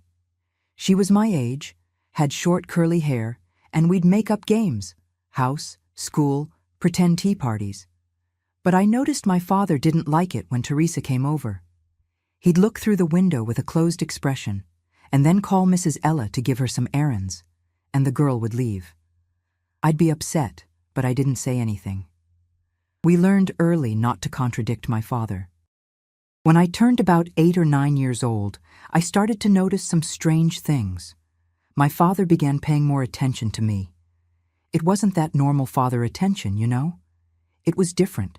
He'd ask where I'd been, even though I'd only been in the yard. He'd ask who I'd talked to, even though I barely talked to anyone. If Miss Hilda complimented me because I'd done well on a lesson, he'd be all proud, but in a way that gave me a tightness in my chest. There was one thing that bothered me a lot. My father wouldn't let me cut my hair. My hair was long, very dark, reached almost to my waist, and he said it was my princess crown. My mother would braid my hair every day, very tight, and my father insisted on watching. He'd run his hand through my braids and say, "That's my girl, my pretty girl." And that, even though I was a child, left me with a chill in my stomach. At family gatherings, Grandma Gertrude's birthday, Christmas, Easter, my father would put me in a pretty dress, make me stay by his side the whole time. If any cousin or uncle came to talk to me, he'd quickly change the subject and pull me away. I was like his decoration, you know? He'd show me off to everyone, but wouldn't let anyone get too close. I didn't really understand what was happening, but there was something heavy in the air of that house. My mother lived tense. My brother didn't play with me anymore, and I felt more and more alone, even though I was surrounded by people. In winter, when the cold pressed in and frost covered the yard in white, I'd sit near the wood stove and stare at the flames. I dreamed of being like that fire, free to dance, to illuminate, to go wherever I wanted. But I was trapped in that big cold house, with that iron gate always locked, and with a father who looked at me in a way that, even as a child, I already knew wasn't right. As I grew older, that look got heavier, and the gate higher, and the world outside increasingly distant. When I turned 13, my body began to change, and with it, my father's behavior also changed. He became more vigilant, more present, more suffocating. I remember my 13th birthday as if it were yesterday. My mother had made a pound cake, my favorite, with cream cheese frosting. She lit 13 candles and sang Happy Birthday softly because my father didn't like noise. When I went to blow out the candles, my father held my hand and said, looking into my eyes in a way that chilled me, "Now you're not a child anymore, Clara. Now you need to be even more careful. The world out there is full of men who want to take advantage of pretty young ladies. But you're my daughter. I'll protect you." Always. The word always echoed in my head for days. It sounded more like a sentence than a promise. Around that time, my father started taking me along to some appointments, meetings with cattle buyers, dinners with businessmen, Sunday church. He insisted I stay by his side, always in a nice dress, hair down or with a satin ribbon. "This is my daughter, Clara, the jewel of my house," he'd introduce me to everyone. And he'd hold my hand, or place his hand on my back, or fix my hair. Always touching me, always marking me as his property. I started to feel the boys' stares, at church, in the town square when my father took me to buy fabric, at the general store. But as soon as a boy looked in my direction, my father would get closer, pull me by the arm, and cast a look that made the boy quickly look away.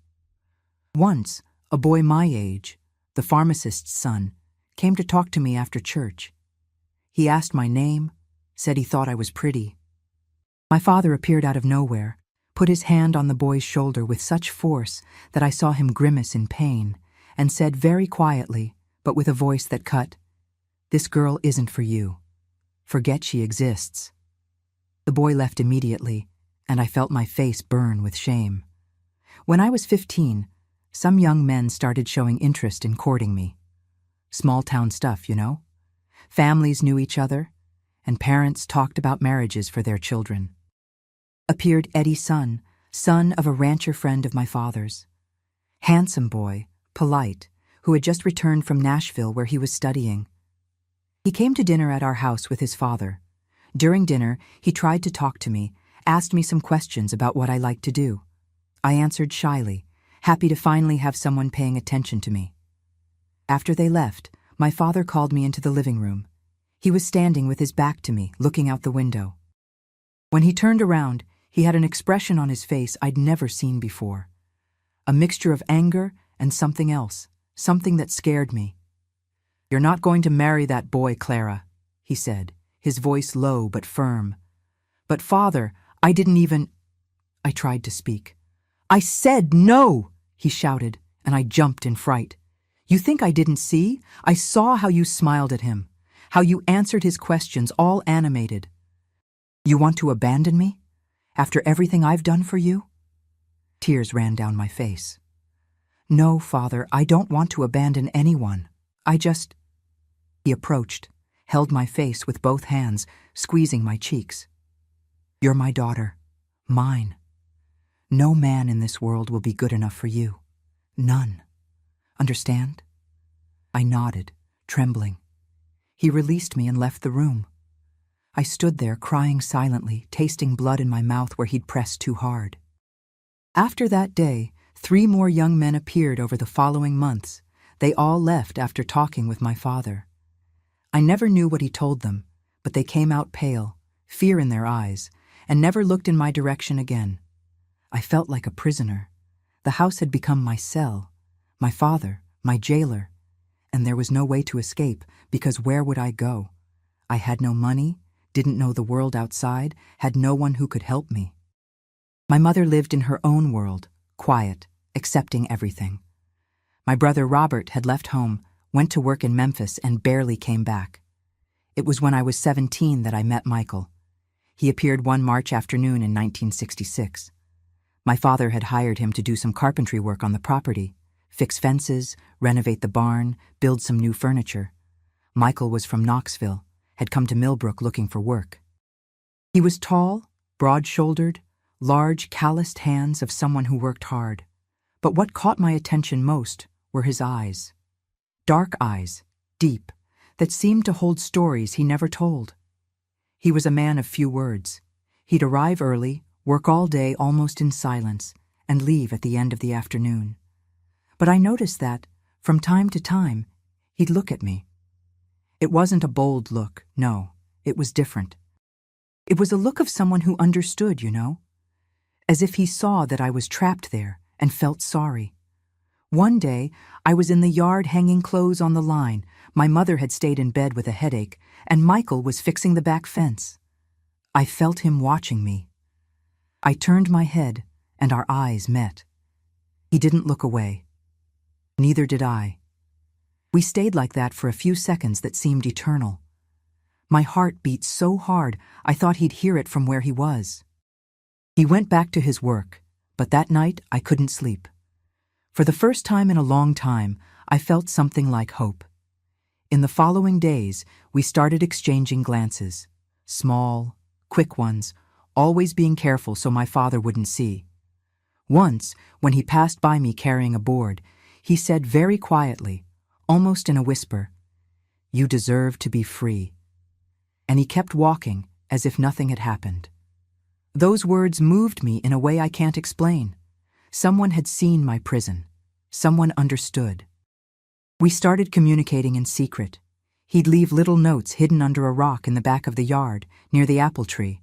I'd respond and leave them in the same place. They were simple notes, short but loaded with meaning. "Are you okay today? I thought of you. Don't give up." My father suspected nothing. To him, Michael was just another employee, a quiet man who did his work and left. But to me, Michael was becoming the only light in the darkness I lived in. One day, in a note, he wrote, "I can get you out of here, if you want." I held that paper with trembling hands. I cried. For the first time in years, I cried with relief. Someone was offering me a way out. Someone was willing to save me. I wrote back, "Yes, please." And that's how our escape plan disguised as marriage began. But we didn't yet imagine what my father would be capable of when he found out. The following months were the hardest of my life until then. Michael and I continued exchanging notes under that rock, but we had to be extremely careful. My father had finished hiring him for the jobs, but Michael found a way to stay nearby. He got work at a sawmill near Millbrook, and sometimes, on Sunday mornings very early, when my father went to the field to check on the cattle, we'd meet quickly. There was an abandoned chapel on the old road to Bristol, hidden among the pine trees. That's where we'd see each other. I'd make up excuses, tell my mother I was going to Miss Hilda's house to get some books, or that I was going to the corner store to buy thread for embroidery. My mother, poor thing, never suspected. Or if she did, she pretended not to see, perhaps afraid of what my father would do if he knew she'd let me go out. In those meetings, Michael told me about his life. He'd grown up alone.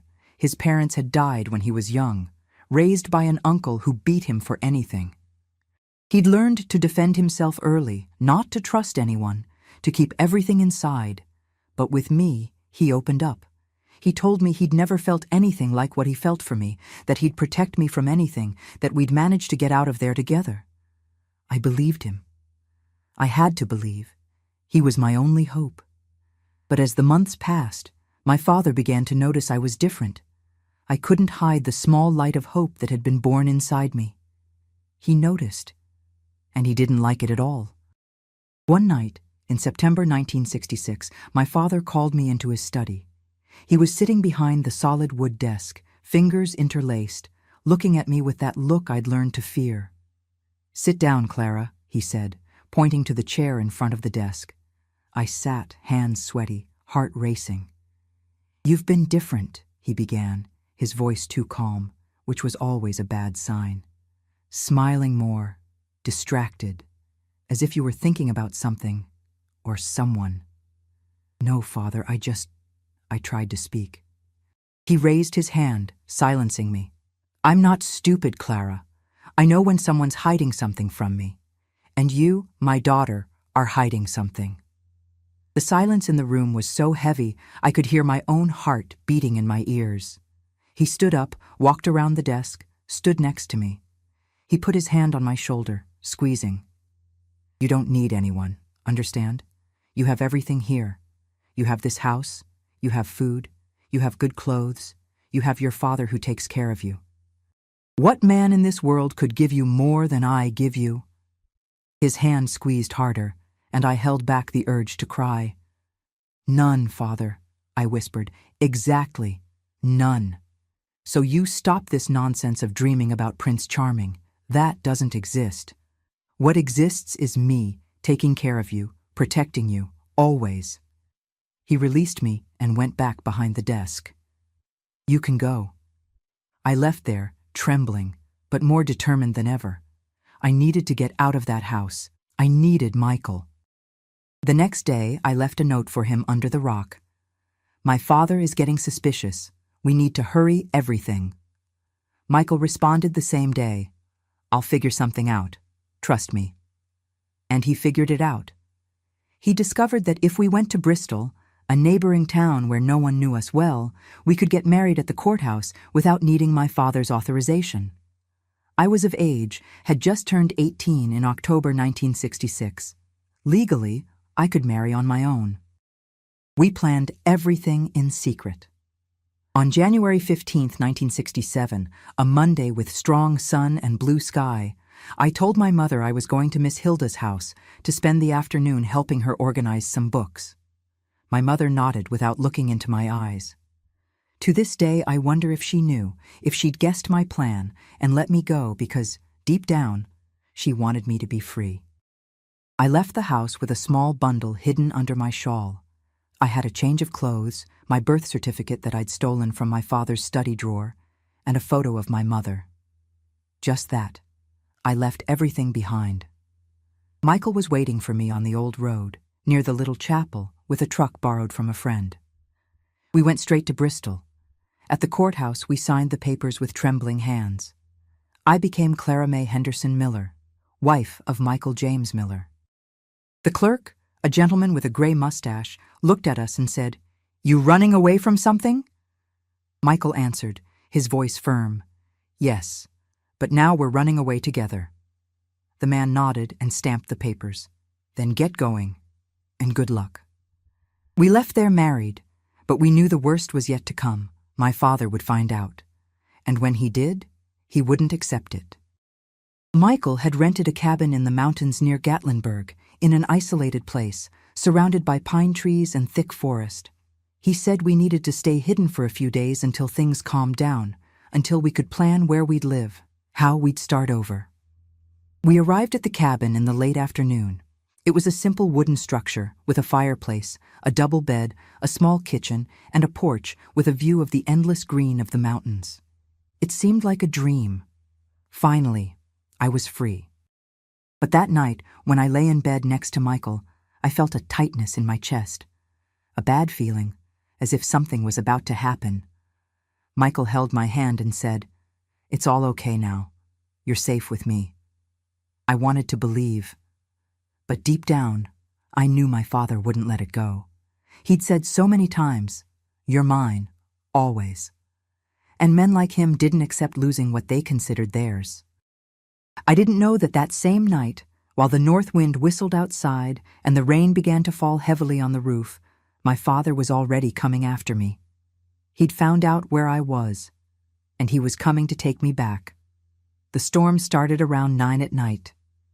The wind shook the cabin windows with a force that seemed to want to tear everything apart.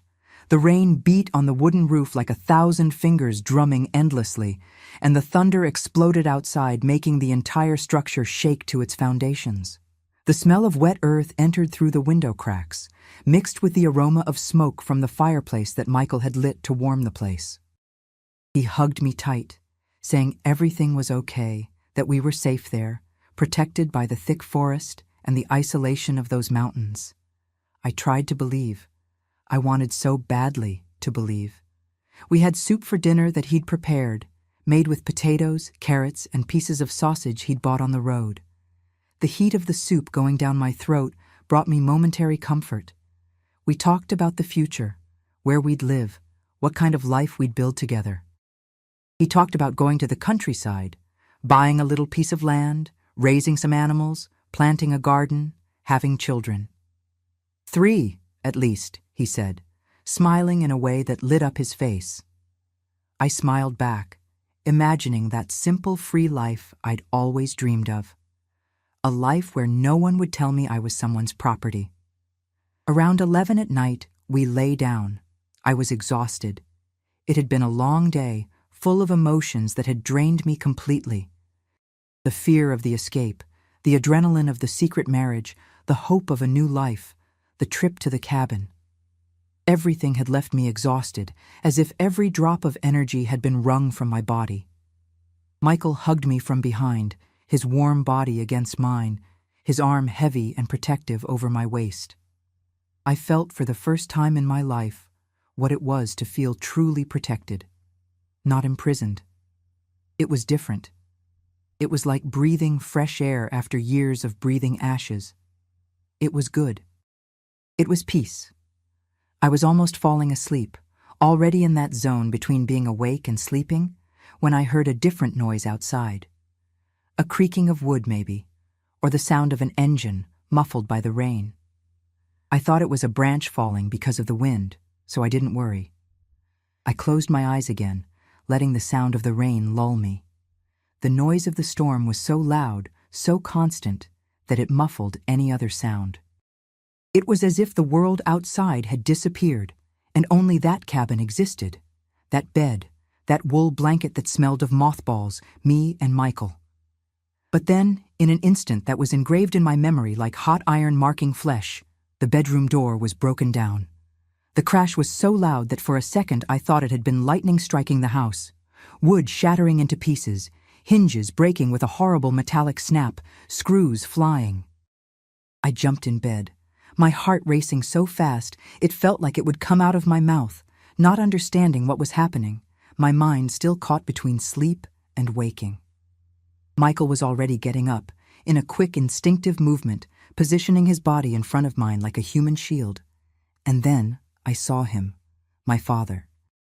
He was standing in the frame of the destroyed door, drenched by the rain, the black suit he so valued stuck to his body like a second skin, his gray hair always so neatly combed now disheveled, dripping dirty water on the wooden floor, his face red with anger or exertion, or both, and his eyes. My God, his eyes. I'll never forget those eyes. They weren't human eyes. They were the eyes of something that had completely lost its reason, completely lost its humanity. Something wild, wounded, dangerous, like a cornered animal that decides to attack. He didn't look at Michael, not once. It was as if my husband didn't even exist there, as if he were invisible, irrelevant. He looked straight at me, and in that look I saw everything. The obsession he'd harbored for years, the rage of having been contradicted, the madness that had been hidden behind that mask of respectable father he wore in town. "Clara," he said, his voice low but cutting like broken glass tearing skin. "Get out of that bed. Now." I couldn't move. My body had turned to stone. I was paralyzed with fear, the same fear I felt when I was a child and heard him climbing the stairs at night. Michael took a step forward, placing himself between me and my father, his broad shoulders blocking my view. "You don't have the right to be here," Michael said, his voice calm but firm, each word measured. "She's my wife now. We're legally married. There are signed papers, recognized by the courthouse." My father laughed. It was a horrible laugh, hoarse, without any trace of joy, only bitterness and contempt. "Wife! You think a paper changes anything?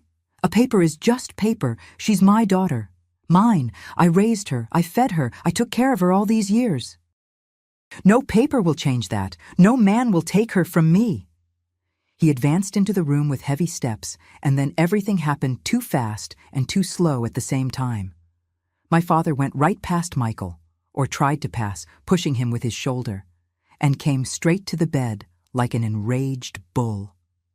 He leaned over me and grabbed my long hair with both hands, wrapping the strands around his fingers, with such force that I felt my scalp burn with pain, as if it were on fire. I screamed. A scream that came from the depths of my soul, a scream of pure, primitive terror that I didn't even know existed inside me. "You're not going to give yourself to him," my father shouted, pulling my hair mercilessly, dragging me toward the edge of the bed, my body sliding over the sheets. "You're mine! No one touches what's mine! No one! You're going to come back home and forget this man exists!" I grabbed onto the sheets with absolute desperation, my nails digging into the fabric so hard I heard threads breaking, my whole body resisting, my legs kicking the air, trying to find support, but he was much stronger. He was pulling me, dragging me like I was a rag doll, and I felt like I was being torn apart inside. It wasn't just the physical pain of my hair being pulled out, whole locks coming out from the roots. It was the pain of seeing that he would never leave me in peace. Never. Even married, even an adult, even having fled to a place where no one knew who we were. He had found me, had come to get me, and he was going to take me back. He was going to lock me in that house again, in that room, behind that iron gate. And this time, I knew deep in my soul there would be no more escape. He would watch me day and night. He would kill me with living. "Father, please!" I screamed, crying, begging, my voice coming out strangled. "Let me go! Let me go! Please!" But he didn't let go.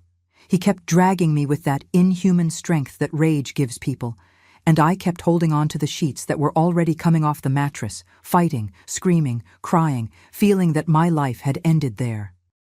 That everything had been useless. The escape, the marriage, the hope of being free, everything had been an illusion. I would never escape him. Never. "You're going to come back home with me," he said, snarling the words through clenched teeth. "And you're going to forget this man exists. Forget all of this ridiculous marriage, this pathetic escape, because you're not his. You never will be. You're my daughter, my girl, mine." In that moment, something inside me broke. It wasn't my body, despite the pain. It was something much deeper. It was my soul. I felt as if all the air had left my lungs and would never come back. I felt like I was going to die there, in that cabin lost in the mountains, dragged by that man who should have protected me, but who, in reality, was my greatest tormentor, my greatest nightmare, the person who hurt me most in life. And the worst part? No one would know. No one would look for me. We were alone there. That's when I looked at Michael. He was standing a few steps away, recovering his balance after the push, and the expression on his face had completely changed. It was no longer the gentle, quiet man I knew, the one who spoke softly and smiled shyly.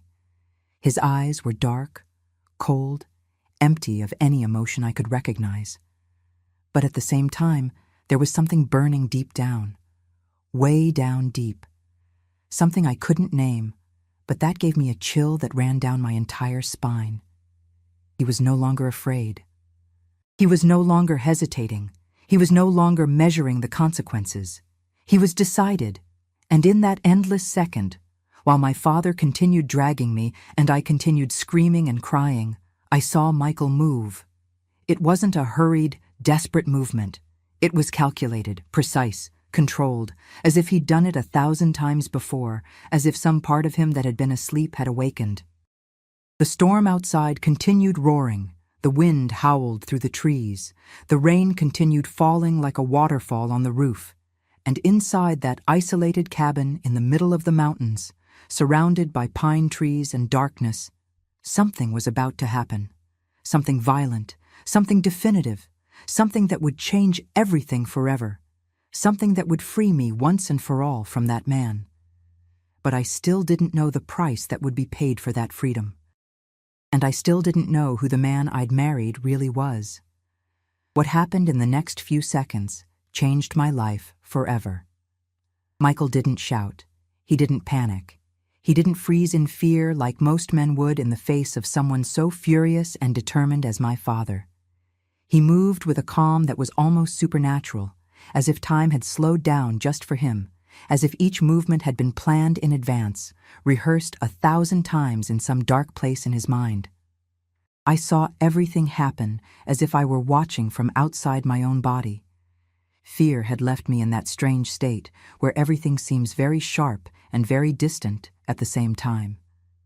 He advanced, but it wasn't a clumsy advance of someone desperate trying to help. It was precise, calculated, professional. It was the advance of a predator that had observed its prey long enough and now finally decided to attack. His muscles moved with frightening efficiency, without waste of energy, without hesitation. He passed by me at a speed I could barely follow, and before my father could react or drag me one more inch, Michael grabbed his arm, the arm that held me by the hair, that caused me so much pain. Michael's fingers closed around my father's wrist like an iron vice, squeezing with a force I could see from the tensed muscles of his forearm. And I saw the expression on my father's face change. First, it was surprise, then discomfort. And then, when he finally really looked at Michael, it was fear, genuine fear. He'd finally looked at the man he'd underestimated, and what he saw in that face scared even him, a man who'd spent his life terrorizing others. Michael made a sharp, quick, precise movement, twisting my father's arm in a way that wasn't natural, forcing the joints beyond what they were made to withstand. And I heard. My God, I heard. A horrible crack, like a dry branch breaking under a heavy boot. Then another crack, right after, this one even louder. 2 places. My father's arm had broken in 2 different places. I could see, even in the dimness of the cabin lit only by the fireplace, the strange shape his arm had taken. My father let go of my hair immediately. His hands, the one that still worked, flew to his broken arm in an instinct to protect, to hold, to try to make the pain stop. He let out a scream I'd never heard come from that man. Never. In all the years I'd lived with him, in all the anger I'd seen in him, I'd never heard that sound. It wasn't a scream of rage or indignation. It was a scream of pure, uncontrollable, visceral, animal pain. The scream of someone who had been broken. He fell to his knees on the wooden floor of the cabin with a dull thud, still holding the arm that now hung at an absolutely wrong, horrible angle. The man who had always been so strong, so imposing, so terrifying in my entire life, was there on the floor at my feet, moaning in pain, reduced to absolutely nothing. I crawled back on the bed, still holding the crumpled sheets, trembling from head to toe, my teeth chattering, unable to fully process what was happening. My scalp burned terribly where he'd pulled me, locks of dark hair scattered on the white sheet like black silk threads torn from the roots. But I was free. He'd let me go. His hands were no longer on me. Michael didn't stop. He didn't hesitate for even a second. He bent down, grabbed my father by the collar of his soaked suit with one hand, the fabric making a wet sound when he grabbed it, and by the throat with the other. His fingers closed around my father's neck, and then, in a movement that seemed physically impossible, he lifted my father from the floor. He lifted a grown man, heavy, over 200 pounds, as if he weighed absolutely nothing. As if he were a rag doll. My father's feet hung in the air, kicking, desperately looking for support that didn't exist. His legs kicked the air uselessly. Michael pressed him against the wooden wall of the cabin with such force that I heard the wood crack, splitting under the impact of the body. Little splinters of wood fell to the floor. A small picture that was hanging nearby trembled and fell. The expression on Michael's face was something I'll never forget for the rest of my life. There was no anger there. There was no hatred. There was no satisfaction or pleasure. It was empty, completely empty, cold. It was the expression of someone who had done it so many times before that they felt nothing anymore. No emotion, no guilt, no doubt. It was the expression of someone truly dangerous. Much more dangerous than my father could ever dream of being. My father tried to speak, his mouth opening and closing, tried to breathe, choking. His hands, the one that still worked, and the one with the broken arm that he could barely move, scratching Michael's arm uselessly, nails scraping the fabric of his shirt, eyes wide, bulging from their sockets, full of absolute terror. For the first time in my entire life, I saw my father afraid. Truly afraid. Not anger disguised as fear, genuine fear. Fear of dying. The man who terrorized everyone around him, who controlled everything and everyone with an iron fist, was terrified. He was seeing his own death in another man's eyes. Michael brought his face close to my father's face. Slowly, deliberately.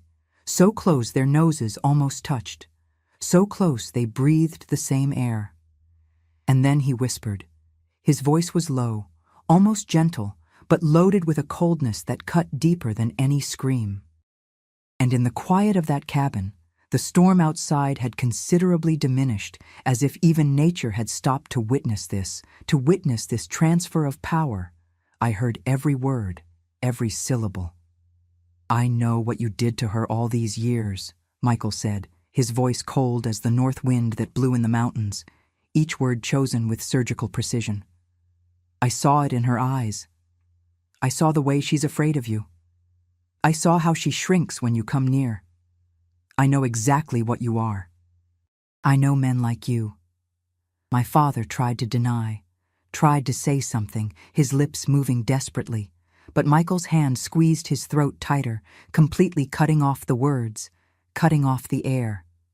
"You're never going to get near her again," Michael continued, and now there was something in his voice.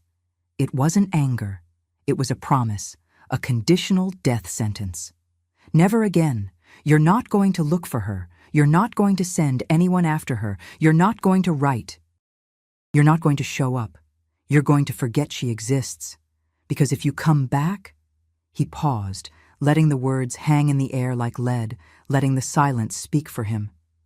"If you try anything, if you send anyone after her, if you even think about her the wrong way—" Another pause, longer, heavier. "I won't break your arm. I'll rip your head off your body. And it's not an empty threat. I've done worse, for much less. And I won't have a second of remorse." My father's entire body became completely paralyzed with terror. Even the pain of the broken arm seemed to have been forgotten before the real concrete threat he was hearing. He believed. I saw in his eyes that he believed every word. Maybe it was the way Michael spoke, without emotion, just facts. Maybe it was the absolute coldness in his eyes. Maybe it was the fact that he'd broken his arm in 2 places in a matter of seconds, as if it were the easiest thing in the world. But my father believed, and for the first time he understood that he'd found someone stronger, someone more dangerous. Michael released his throat abruptly, but before my father could fall or recover his balance, Michael grabbed him again by the suit, spun him with force, and practically threw him, really threw him, toward the destroyed door. My father stumbled, tripped over his own feet that barely responded, and fell face first into the puddle of mud and rainwater that had formed right at the entrance of the cabin. His body made a wet, dirty sound as it hit the mud. His broken arm twisted under him, and he screamed again, a muffled scream from the mud that entered his mouth. He was drenched, covered in brown mud that stuck to his expensive suit, his face, his hair. He was moaning in pain, holding the arm that hung uselessly. He was humiliated in a way I'd never seen. Destroyed. Broken not just physically, but in his pride, in his authority, in everything he thought he was. Michael walked to the door with slow, measured steps and looked at my father down there in the mud, looked down literally and figuratively. And he said, his voice loaded with an authority that accepted no questioning, "Leave, now, and don't come back, because if I see you again, there won't be any talking." My father got up with extreme difficulty, slipping in the mud twice before managing to stand, holding his broken arm against his chest in a protective and useless gesture. The rain was falling on him, weaker now, but still steady, mixing with tears. Tears. I had never seen that man cry. Not when his mother died, not when he lost money and business, never. But there he was, crying like a child, broken and defeated. He looked at me, one last time, through the open door. And for a second that lasted an eternity, I thought he was going to try again. That he was going to say something, do something. But then he saw Michael standing there at the door, motionless as a statue, waiting, almost wanting him to try, and something in him surrendered completely. The last spark of fight died in his eyes. He turned, slowly, painfully, and began walking with a limp toward the car that was parked on the dirt road, disappearing into the darkness and rain that still fell. We stood there, completely still, listening to the sound of his boots in the mud, the sound of the car door opening and closing, the sound of the engine starting after a few attempts, the car turning around on the narrow road, the tires spinning in the mud, almost getting stuck. And finally, the sound of the engine getting farther away, getting weaker, more distant, disappearing completely into the night. When silence returned, just the rain falling weaker now, just the wind whistling through the pines, just the low crackling of the still-burning fireplace, Michael turned to me. And for the first time since everything had begun, I was afraid of him. It wasn't the same fear I had of my father. It was different. It was fear of not really knowing the person I'd married. Fear of what he'd been, of what he was capable of doing, of what I'd just witnessed. He saw the fear in my eyes. I know he saw it. It was impossible not to see. And something in his expression instantly broke. All that coldness, all that distance, all that controlled violence disappeared. His shoulders fell. His entire body seemed to deflate. He took a step in my direction, his hand extended, but stopped immediately when he saw me instinctively shrink, my body reacting before my mind could process. "Clara," he said, and his voice trembled. For the first time, it trembled. I'm sorry. Sorry you had to see that. Sorry you had to see what I'm capable of. What I used to be. I couldn't speak. My throat was closed. I was processing everything.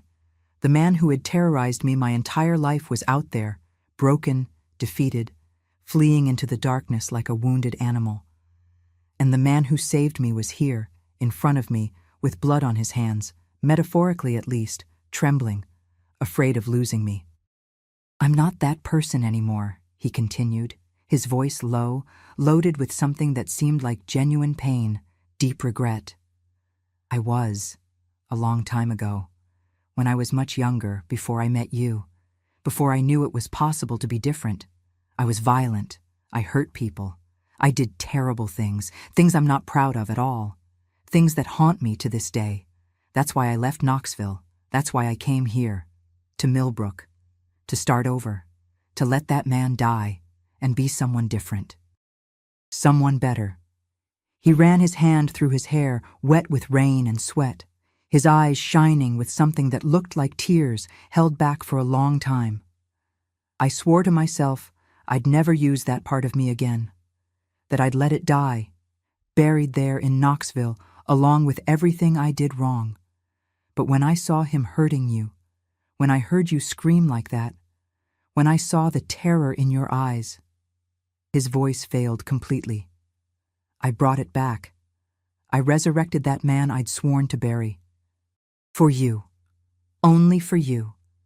Because losing you would be worse than going back to being what I was. Tears ran down my face, warm, releasing all the accumulated tension. I didn't know what to feel. Fear? Relief? Gratitude?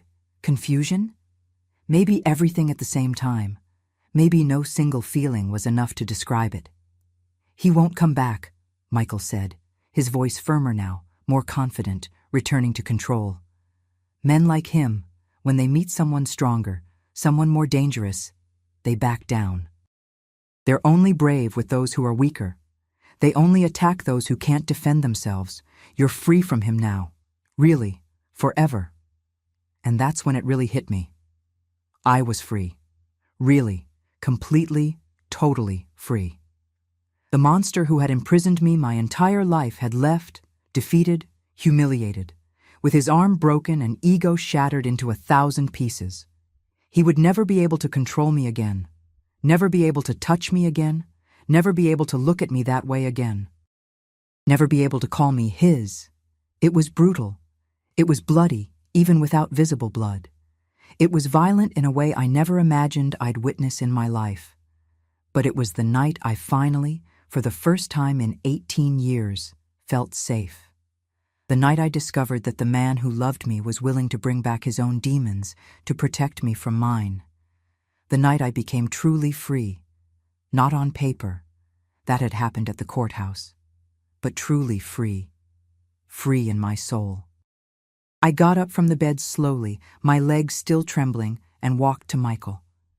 He stood completely still, not moving an inch, as if afraid to scare me, to make me run, to lose me.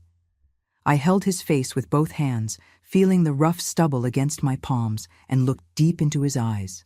Those eyes that had been so cold, so empty minutes ago, but that now were full of worry, vulnerability, and genuine fear of losing me.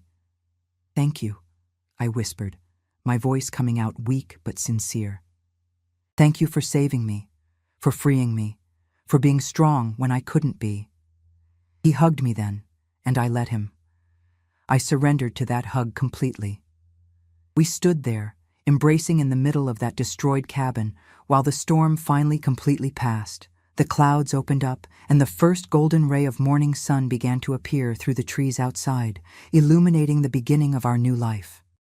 Today, at my 76 years, I live here in Millbrook, the same town where I was born, where I grew up imprisoned, and where I learned what it is to be truly free. Seems strange, doesn't it? Returning to the place where it all began. But this town doesn't scare me anymore. It's mine now, my way, on my terms. After that night at the cabin, Michael and I came back here. We rented a simple little house in the Oak Ridge neighborhood, far from that big house with the iron gate where I'd grown up. My father never appeared again. Never. We found out later, through acquaintances, that he'd left Millbrook a few days after that night, sold the land hastily, sold the house, and left. They say he went to the interior of Alabama, to a small town where no one knew him. He died about 10 years later, alone. When they told me, I felt nothing. Not relief, not sadness. Just nothing. That man had already died for me that stormy night. My mother, poor thing, stayed. She came to live with me and Michael a few years later. We never talked about what had happened, she never asked, and I never told. But I saw in her eyes a silent gratitude. She lived with us until she passed away in 1985, sleeping in the armchair after lunch, peaceful. It was a good death, you know, without pain, without fear, different from how she'd lived. Michael and I had 3 children, Julian, who was born in 1968, Marianne in 1970, and Lucas, the youngest, in 1973. I raised them differently from how I was raised. They had freedom, they had affection without prisons, they had a father who was present, protective, but who was never, never controlling. Michael learned to be gentle without being weak, to be firm without being violent. He became the man he wanted to be, and I was proud of him every day. We worked hard. He continued with carpentry, made custom furniture, and became known in town for the beautiful work he did. I sewed for others, made clothes for the neighbors' children, embroidered wedding trousseaux. We didn't have much, but we had enough. And we had peace. Oh, how we had peace. It was 50 years of marriage, 50 years of waking up next to him, of drinking coffee together on the porch, of raising the children, of seeing grandchildren being born. 50 years of a simple life, but full of true love. He never needed to be that man he was that night again. That stayed stored away, buried, and only came out once, to save me. When he passed, 8 years ago, from a quick heart attack while working in the workshop, I thought I wouldn't be able to continue. But I continued. For the children, for the grandchildren, and for myself. Because he would have wanted me to continue. Today I live in this little house we bought together in 1975, here in the Oak Hill neighborhood. Yes, the same neighborhood where my father's house was, but on the other side, far away. It's a small wooden house with a little yard I love. I have my herb gardens I tend every day. The rosemary has grown so much it's become almost a bush. I have my chickens that give me fresh eggs every morning. I have the apple tree I planted as soon as we moved here, and that today already bears sweet fruit that I make into jelly for the grandchildren. My 3 children live here in Millbrook, too. Julian is an accountant, married to Patricia, has 2 adult children. Marianne is a teacher, like Miss Hilda who taught me as a child, and has 3 children.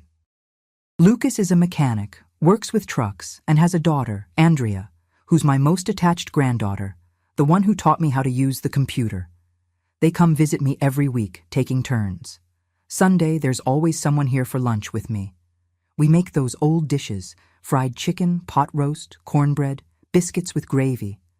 The house fills with noise, with laughter, with life. It's so different from that silent house where I grew up, where fear lived in every corner. Every Wednesday, I go to the neighborhood farmers market to sell my embroidery. It's not for the money. The kids want to help me, but I insist on having my independence. It's more for the company, you know? I chat with the other ladies, exchange recipes, find out the neighborhood news. Life is good when it's simple like this. Sometimes, when I'm alone here on the porch, drinking my coffee in the late afternoon, I think about that night, the storm, the fear, the violence, and how that, as terrible as it was my liberation. It was the day I stopped being someone's property and became the owner of myself. I'm not angry at my father. Not anymore. I feel sorry for him. Sorry for a man who loved so wrongly that he destroyed himself and almost destroyed his daughter. But he didn't succeed. I survived. I won. I lived a beautiful life, full of true love, and raised children who know what respect is, what freedom is, what true love is. I look at Michael's picture hanging on the living room wall. The photo was taken on our 40th wedding anniversary, and I'm grateful. Grateful that he was brave enough to use that terrible force he had stored away to protect me. Grateful that he was gentle enough to never need to use it again. Grateful for 50 years of a life I never thought I'd be able to have. Life is funny, you know? We're born in a prison, we learn to survive, and one day, if we're lucky, we find someone who breaks the chains. Michael was my key, my liberation, my home. And today, in this simple house, surrounded by my children and grandchildren, with my garden blooming and my chickens pecking in the yard, I am complete. I am free. I am happy. My dear ones, my loves, if there's someone there listening to me who's going through something similar to what I went through, I want to tell you something. True love doesn't imprison. True love doesn't control. True love doesn't make you afraid. It took me 18 years to understand that. 18 years thinking that was normal, that fathers were like that I had to accept it. But no, my child, no. No one, not father, not mother, not husband, not anyone, has the right to treat you as property. You're not an object, you're a person. You have the right to be free. I learned there's a difference between protection and prison. Protection gives you wings, teaches you to fly, and stays nearby in case you fall. Prison cuts your wings, keeps you on the ground, and convinces you that you were born to crawl. If someone says they love you but isolates you, controls you, diminishes you, my dear, that's not love. That's possession. And you weren't born to be possessed by anyone. I learned that courage isn't not being afraid. Courage is being afraid and still taking the step. I was so afraid that Monday in January, when I signed those papers at the courthouse, my hands were shaking, but I signed, because living with fear every day is worse than having courage for one day. I learned that sometimes liberation comes in forms we don't expect. It comes brutal, it comes violent, it comes painful. That stormy night was terrifying, but it was my liberation. And I'm not ashamed of having needed help. I'm not ashamed that someone had to be strong for me when I couldn't be. We don't need to be strong alone. We need to find those who are strong with us, not against us. I learned that starting over is possible. It's always possible. I started over at 18. You can start over at any age. It's never too late to choose freedom. It's never too late to choose life.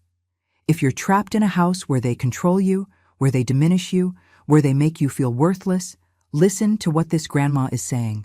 You're worth everything. You deserve to be free. And there are people ready to help you. There are authorities, there are organizations, there are people who understand. You don't have to suffer alone. And if you know someone who's in that situation, don't pretend you don't see. Extend your hand. Sometimes a word, a gesture, an open door can save a life, can be the difference between staying trapped and finally being free. I had 50 years of happiness after a night of terror. 50 years, 3 children, grandchildren, a life full of true love. It was worth every tear, every fear, every pain. Because today, I am free, and you can be too. Now, my dear ones, I need to make a very special, very important request. If this story touched your heart, if you understood the message, if you feel you need to share this with someone who needs to hear it, I beg you, subscribe to this channel now and turn on the notification bell. Because every week I come here to tell stories of overcoming, of liberation, of women who won.